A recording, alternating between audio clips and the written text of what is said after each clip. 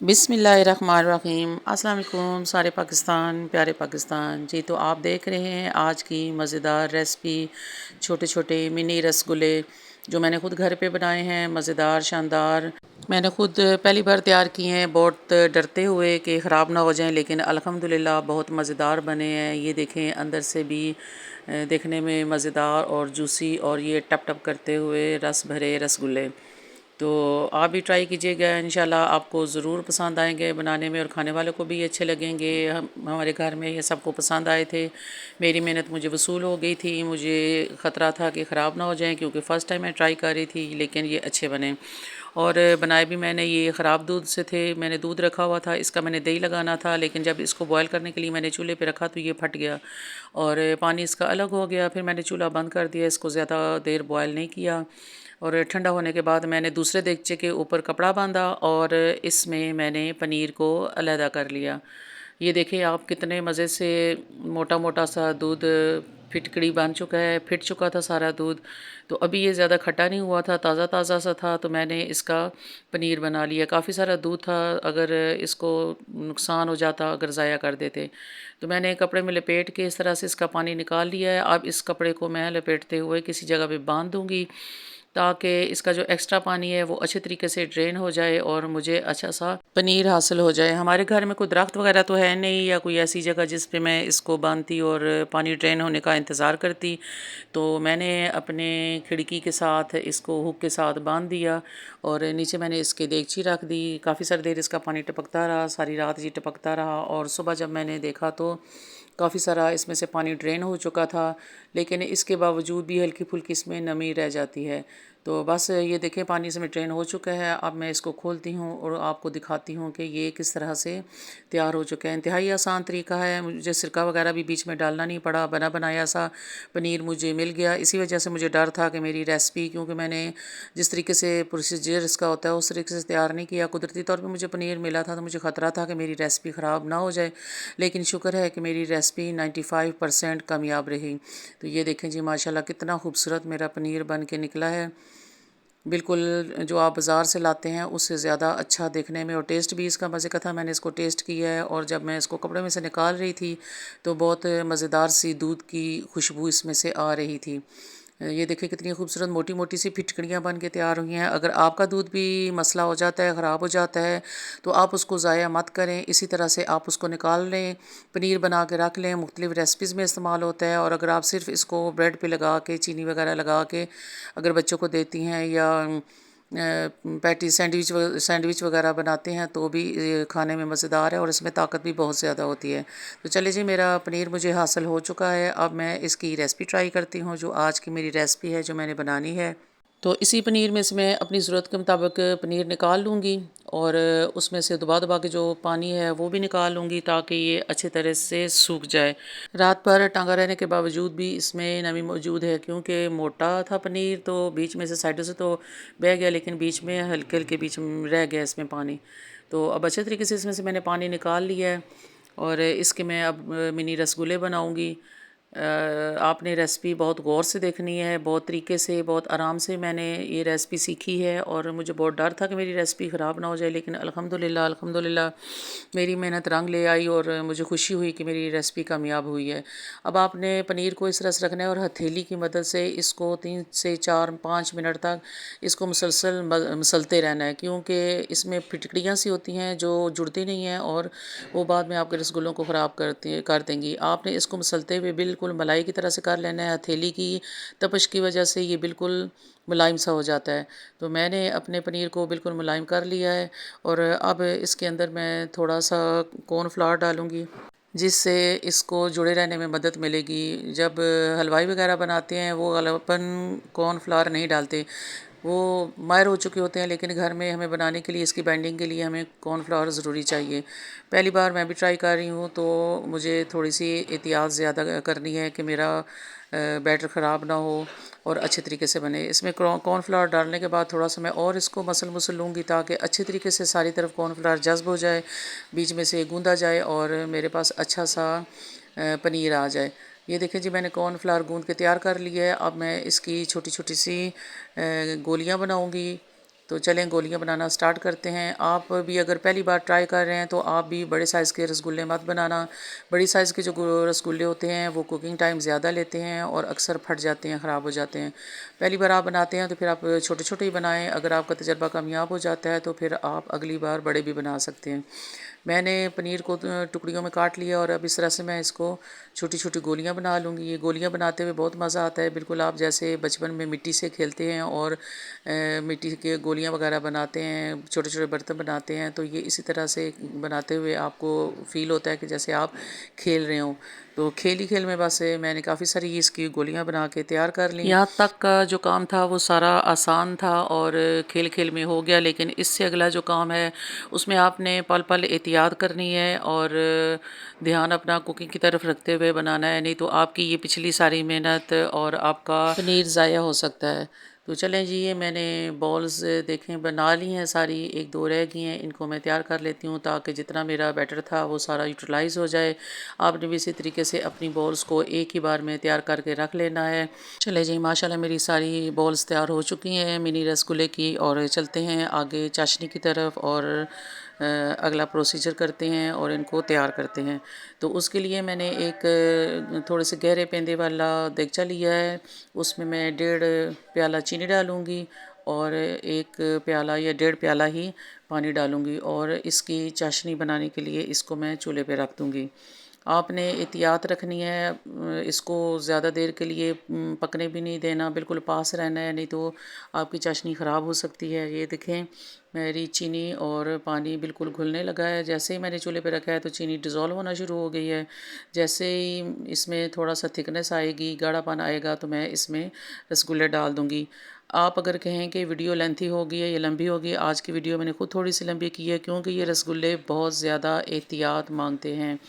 तल के बनाए जाने वालों में फिर भी थोड़ी सी आसानी होती है कि आपको तलते हुए नज़र आ रहे होते हैं कि उनका कलर क्या हो चुका है, पक चुके हैं या नहीं, लेकिन ये आपने तलने नहीं है, इनको डायरेक्ट आपने चाशनी में बनाना है। तो इसमें आप की चाशनी भी अच्छे तरीके से तैयार होनी चाहिए और उसके बाद चाशनी में डालने के बाद भी आपको बहुत एहतियात चाहिए होगी कि आपके रसगुल्ले अंदर से कच्चे ना रह जाएँ या टूट फूट का शिकार ना हो। तो चले जी, मेरा चाशनी तकरीबन तैयार हो चुकी है, गाढ़ी हो चुकी है, चिपचिपी हो चुकी है। तो अब मैं इसमें रसगुल्ले डालती हूँ। सबसे पहले मैं सिर्फ इसमें एक ही रसगुल्ला डालूँगी, अगर तो बीच में वो टूटा ना तो फिर मैं बाकी सारे रसगुल्ले डालूँगी। आपने भी इसी तरह से एहतियात करनी है, अगर पहला रसगुल्ला बीच में डालने के बाद टूट फूट का शिकार होता है तो आपने उसमें कॉर्नफ्लावर थोड़ा सा और डाल लेना है और उन रसगुल्लों को दोबारा से तैयार कर लेना है, दोबारा बना लेना है। तो ये देखें मेरा रसगुल्ला बीच में से चाशनी के जा चुका है और इसको मैं थोड़ी सी देर के बाद चेक करती हूँ कि अगर ये फटा है तो फिर मेरा तजर्बा नाकामी की तरफ जा रहा है, और अगर नहीं फटा तो इसका मतलब है कि मैं बाकी रसगुल्ले भी इसमें डाल सकती हूँ। कोई भी काम जब आप फर्स्ट टाइम कर रहे होते हैं तो उसमें कामयाबी और नाकामी के दोनों चांसेस होते हैं, लेकिन आपने मेहनत ज़रूर करनी है। बेकिंग का सामान जो इस तरह का होता है, मिठाइयाँ वगैरह, उनमें कोई एक पॉइंट होता है उसका आपने बहुत ध्यान रखना होता है। अगर वो आप स्किप कर जाते हैं तो फिर आपकी सारी रेसिपी ऊपर नीचे हो जाती है। इस तरह की वीडियोस जिसमें आप बेकिंग वगैरह का कोई सिलसिला हो तो बहुत गौर से देखा करें। ये देखें मेरा रसगुल्ला माशाल्लाह से गोल मटोली है, इसमें कोई कट शट नहीं लगा और उसी तरह से शाइन करना शुरू हो गया है चाशनी में जाने के बाद। तो चले बाकी सारे रसगुल्ले भी मैं अब इसके अंदर डालती हूँ। आपने एक ही बार में इकट्ठे सारे डालने हैं और ध्यान रखना है कि आपके चूल्हे की आंच बहुत तेज़ भी ना हो, कम भी ना हो, लेकिन आपका शीरा अच्छी तरह से उबल रहा हो। जैसे कि देख रहे होंगे कि मेरा शीरा अच्छी तरह से उबल रहा है। आपने देखा होगा कि मैंने शीरे में पानी भी बहुत ज़्यादा नहीं डाला, चीनी और पानी तकरीबन मैंने बराबर रखा है। रसगुल्ले मेरे बहुत ज़्यादा नहीं थे, इतने ही से थे जितना मुझे चीनी और चाशनी मैंने बनाई है, बस इतना मुझे मेरे लिए काफ़ी थे। मेरे रसगुल्ले चाशनी के अंदर बिल्कुल डूबे हुए हैं।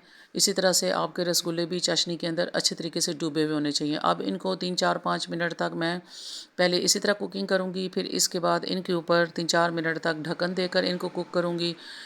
ये देख रहे होंगे कि मैंने अभी तक बीच में चमचा नहीं हिलाया, मैं देगची को हिलाते जुलाते हुए इसको हिला रही हूँ ताकि ये नीचे ना लगें और हिलते जुलते रहें बीच में। तो ये क्योंकि फ्राई किए हुए नहीं है तो इनकी एहतियात बहुत ज़रूरी है। अगर ये खुल जाएंगे तो ये सारा चाशनी को भी ख़राब कर देंगे। तो अब थोड़ा सा टाइम मेरा गुजर चुका है। अब मैं ऊपर इसके ढक्कन दूंगी। ढक्कन देने के बाद आपने इसको थोड़ा सा एक साइड से खुला रखना है ताकि आप देखते रहें, और आपने ध्यान रखना है कि आपकी चाशनी इतनी गाढ़ी ना हो जाए कि नीचे से वो पेंदे के साथ लगनी शुरू हो जाए। इस तरह से आपके रसगुल्ले भी जलना शुरू हो जाएंगे। तो ये देखें माशाल्लाह मेरे रसगुल्ले जो हैं वो सारे ही अभी ठीक तरह से हैं। इससे पहले जो मैं दूसरा बीच में चमचा हिला रही थी पिंक कलर का, उस स्टार्ट में डालते ही जब मैंने हिलाया तो मेरे एक दो रसगुल्लों को उसने थोड़ा सा उसकी शेप ख़राब कर दी। तो फिर मैंने फ़ौरी तौर पे ये वाला चमचा इस्तेमाल किया। आपने इस तरह का चमचा इस्तेमाल करना है जो आपके रसगुल्लों को ख़राब ना करे। देखें आपको रसगुल्ले नज़र आ रहे होंगे सारे तैरते हुए, और मेरी चाशनी भी कम होना शुरू हो गई है। तो अब इस मुकाम पे आके यहाँ पे मैंने इसमें पानी डालना है। आपने रसगुल्ले बनाते हुए इस चीज़ का ध्यान रखना है कि आपने स्टार्ट में ज़्यादा पतली चाशनी नहीं बनानी। रसगुल्ले डालने के बाद कुक होने के बाद आपने साथ साथ पानी डालते जाना है। और इस पानी डालने के अमल को, क्योंकि मैं मिनी रसगुल्ले बना रही हूँ, घर पे बना रही हूँ, थोड़ी तादाद में बना रही हूँ, तो आपने हर 3-4 मिनट के बाद पानी डालना है। मेरे चमचे का गहराई बहुत ज़्यादा नहीं है, इसलिए मैं थोड़ी थोड़ी देर के बाद 2-2 चमचे डाल रही हूँ। और अगर आपके चमचा गहरा हो, उसमें ज़्यादा पानी आता हो, इसमें तकरीबन 2-3 चम्मच ही आ रहे हैं, अगर ज़्यादा गहरा वाला चमचा है तो फिर आप एक ही चमचा भर के 2-2 3-3 मिनट के बाद डालती जाएं ताकि इसमें शीरे में इजाफा होता जाए, शीरा जले भी ना और आपके रसगुल्लों को फूलने का मौका भी मिले। जैसे जैसे आप पानी डालते जाएंगे शीरा पतला होता जाएगा और जो रसगुल्ले हैं वो फूलते जाएंगे। आपको नज़र भी आ रहा होगा कि रसगुल्ले मेरे पहले से काफ़ी ज़्यादा फूल चुके हैं। आपने ये पानी वाला प्रोसीजर 5 से 6 बार करना है ताकि आपके रसगुल्ले अच्छे तरीके से अंदर से तैयार हो जाएं। 8-10 मिनट मैंने पहले रसगुल्लों को पका लिया है कुकिंग करते हुए ढक्कन दे के, और ढक्कन से पहले, और 8-10 मिनट मैं अभी बाद में पानी डालते हुए बना लूँगी। मेरे रसगुल्लों को बनाते हुए 20 तकरीबन 18 से 20 मिनट लगे हैं। आपने भी इतना ही टाइम देना है। इससे पहले अगर आप रसगुल्लों को उतार लेंगे, ये देखने में लगता है कि कुक हो चुके हैं, लेकिन ये अच्छे तरीके से कुक नहीं होते। इनके बाद में जब आप उतार लेंगे तो इसके अंदर से कच्चे पनीर का टेस्ट आएगा। तो आप देख रहे होंगे कि मैं साथ साथ थोड़ा थोड़ा करके पानी डालती जा रही हूँ और इसको कुकिंग टाइम देती जा रही हूँ ताकि चाशनी के अंदर ही ये अच्छे तरीके से पकते जाएं और रसगुल्लों के अंदर तक चीनी अच्छे तरीके से अब्ज़ॉर्ब हो जाए। ये देखिए माशाल्लाह से नज़र आ रहा होगा आपको कि मैंने बिल्कुल छोटे छोटे से रसगुल्ले बनाए थे और माशाल्लाह चाशनी में फूल के बड़े हो चुके हैं।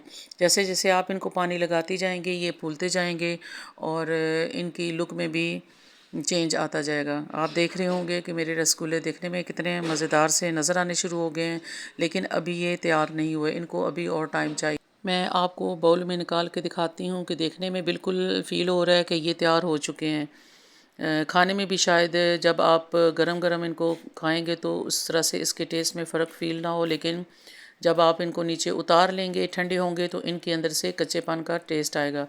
तो अभी ये देखें मैंने बाउल में डाले हैं, ऊपर मैं शीरा डाल रही हूँ। अगर शीरा डालने के बाद ये बाउल ऊपर तैरना शुरू हो जाएं, रसगुल्ले शीरे के ऊपर तैरे हों और पेंदे की तरफ ज़्यादा ना हों, ऊपर की तरफ ज़्यादा हों, तो इसका मतलब है कि अभी इनको कुकिंग टाइम और चाहिए। तो ये देखें जी मैं हिला जुला के इनको देख रही हूँ, ये ऊपर तैर रहे हैं, मतलब कि अभी अंदर से ये फुल नहीं हुए।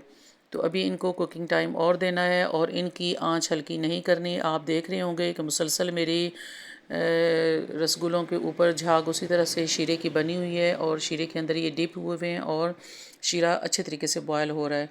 आपने बिल्कुल भी टेंशन नहीं लेनी। एक बार अगर ये स्टार्ट में नहीं टूटे तो इसका मतलब है कि आगे जाके भी ये नहीं टूटेंगी। सिर्फ आपने बार बार इनके अंदर चमचा नहीं हिलाना, इनको साइडों से बर्तन को हल्का हल्का हिलाते जाएं तो ये खुद ही गोल गोल घूमते जाएंगे और इस तरह से तैयार हो जाएंगे। और देख रही होंगे आप कि मैंने बार बार इसमें कितनी बार पानी इसमें डाला है ताकि शीरा गाढ़ा ना हो, जले भी ना, साइडों से इसकी किनारियाँ ना जलें और इसके अंदर रसगुल्ले भी उनको फुल कुकिंग टाइम मिल जाए। तो चलें अब आपको नज़र आ रहा होगा कि मेरे रसगुल्ले तैयार हो चुके हैं, इनका कलर वगैरह भी चेंज हो चुका है। तो अब मैं नीचे आंच बंद कर देती हूँ। ये देखें मेरा रसगुल्ला जिसको चमचा लगने से ये ख़राब हुआ था थोड़ा सा, और बाकी मेरे रसगुल्ले माशाल्लाह से कितने मज़े के तैयार हुए हैं। मैंने आँच बंद कर दी है। अब इन रसगुल्लों को मैं किसी ठंडी जगह पे रख दूँगी और तकरीबन 1 डेढ़ घंटे के बाद दोबारा ये देखें माशाल्लाह मेरे रसगुल्ले, रस भरे रसगुल्ले लुकिंग आपको नज़र आ रही होगी माशाल्लाह देखने में शानदार। आप भी इसी तरीके से बनाएं। मेरे पास ये बादाम थे छोटे-छोटे, इनकी कटिंग करके पतली-पतली सी अब इनके ऊपर मैं गार्निशिंग करने लगी हूँ और गार्निश करने के बाद तो माशाल्लाह से इनकी लुक और भी निखर के आ चुकी है। और जब तैयार हुए चखने के बाद यकीन जाने मुझे बहुत खुशी हुई कि मेरा तजर्बा कामयाब हुआ, क्योंकि ख़राब दूध से मैंने बनाए थे। एक तो मेरा दूध भी इस्तेमाल में आ गया और दूसरा मेरा जो तजर्बा था वो भी कामयाब हो गया। जो मेरे अंदर एक डर था कि पता नहीं मैं बना पाऊँगी या नहीं बना पाऊँगी, वो निकल गया है। चलें जी, मैं आपको भी टेस्ट करवाती हूँ अपने मिनी रसगुल्ले के अंदर से पके कैसे तैयार हुए हैं और मैंने जो मेहनत की है वो मुझे वसूल हुई या नहीं। तो ये देखिए काटने में कितने आसानी से कट गया है, बिल्कुल छोटा सा था फिर भी। और ये देखिए अंदर से भी बिल्कुल कुक हो चुका है और छोटे-छोटे हैं और फिर भी ये टप टप करते हुए रस भरे रसगुल्ले। अल्हम्दुलिल्लाह मेरी पहली बार की कोशिश कामयाब हो गई है और मेरे रसगुल्ले अच्छे तरीके से तैयार हो गए हैं। रंग ज़ायका सब कुछ अच्छा बना अल्हम्दुलिल्लाह। और पनीर का टेस्ट भी नहीं आ रहा था। आपने देखा होगा कि मैंने इसमें कोई फ्लेवर नहीं डाला, बिल्कुल इसका अपना टेस्ट था और मज़ेदार था। उम्मीद है आपको आज की मेरी मेहनत ज़रूर पसंद आई होगी। अगर मेहनत पसंद आई तो लाइक शेयर सब्सक्राइब ज़रूर करें, कमेंट ज़रूर कर दिया करें। देखने का बहुत बहुत शुक्रिया।